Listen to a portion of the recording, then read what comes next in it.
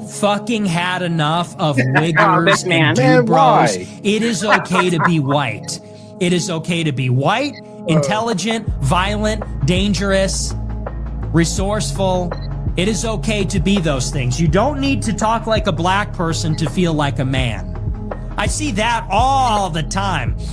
The way that young white men ape the way that fucking black people talk, specifically black men. Want to know why?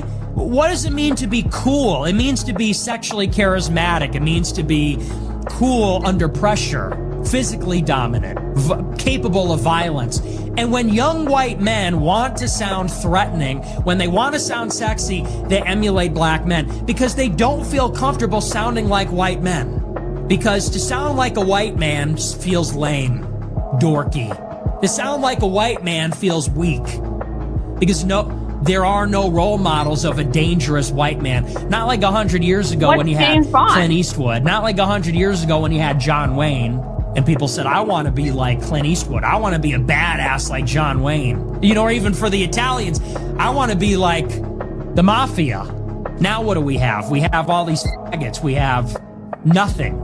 You have Adam Driver, who's a giant goof. You have Tom Holland, who's a girl who's cross-dressing and dating some mixed race fucking bitch. And she's walking all over him. You know, so it's like you have these white guys and their two options are to sound black, sound like a wigger, mixed people or sound like some dude bro, sports slob, lumpen prole.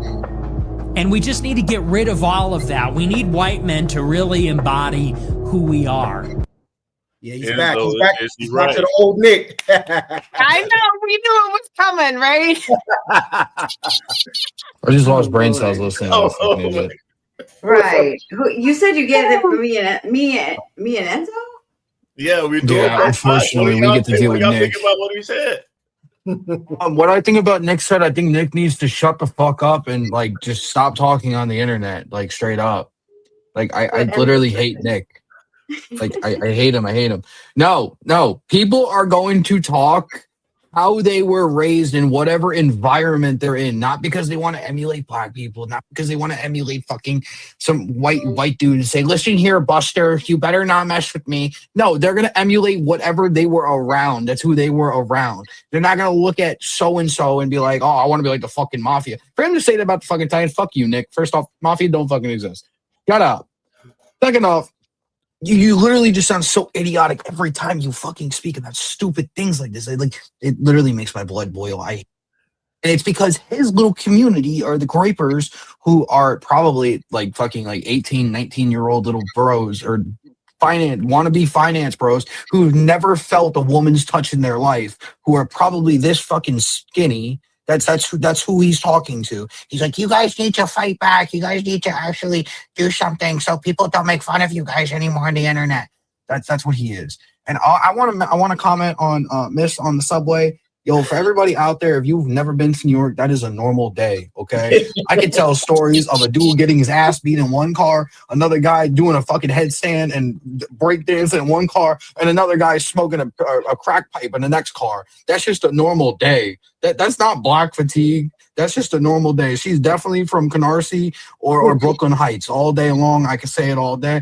That's where she's from. That's how people act there. You just got to experience it. It's literally hilarious. Just, if you don't want to hear it, put your fucking headphones on. Shut the fuck up. Nope, don't pay attention. That's New York in a nutshell. For sure. Heaven, what you think? Enzo had it. Right, exactly. Nick needs to shut the fuck up. Look, yes.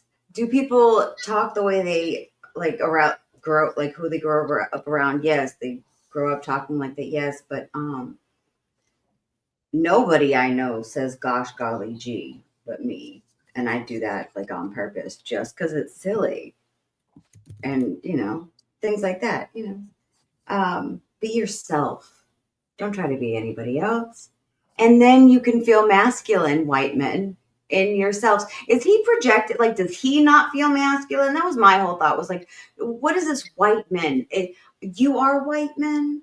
There's no white man that I have ever came across in my life that talks or acts different or acts black because they want to be cool or have sex appeal. I've never met anyone like that personally.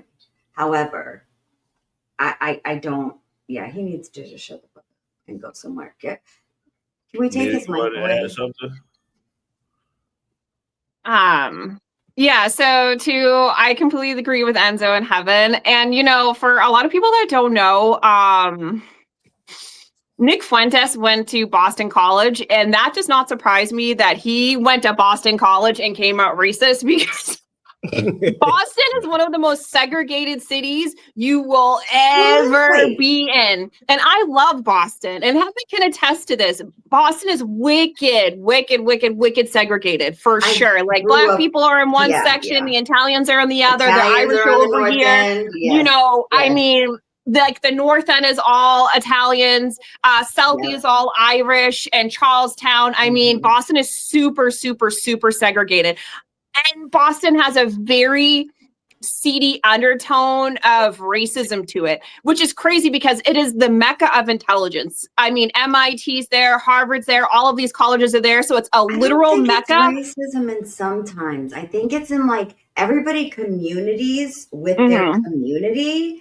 And if you're from Boston, it's like a sibling rivalry kind of thing. Like, you do not mess with anyone else from Boston. It doesn't matter what area you're from. If you come for somebody and they're from Massachusetts, even you're from where? Wait, even New England? No, yeah, okay, no, I got you. You're from Maine? Oh yeah, we're like family. It's right there. Yeah, no. There's a book that kind of explains that dynamic. It's called White Trash by Nancy Eisenberg, and what she really highlights is the big, huge class divide among, first of all, the language of white is not even real. That comes from the Virginia colonies, right? But she highlights that that the people that Nick is talking about has always been used as a buffer class, right? They have always been used as a buffer class by the elites, so he'll make it seem like that I'm the problem or a Mexican is the problem. They never look at Elon. They never look at the 1%ers. They never look up. They are buffer class, and their position is always to fight the bottom part, right? And they use whiteness as a dog whistle, but it's not even real. But there's a good book called White Trash by Nancy Eisenberg.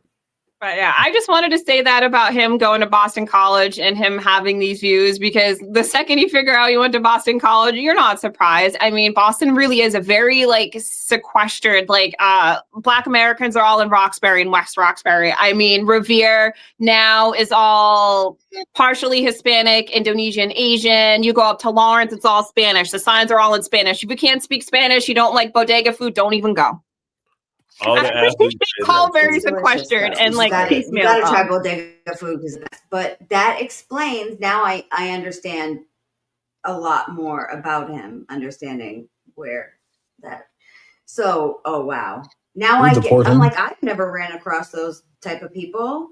Now I know what white people he's talking about. Those ones. But yeah, a lot of athletes say that when they travel to Boston is one of the most racist cities. But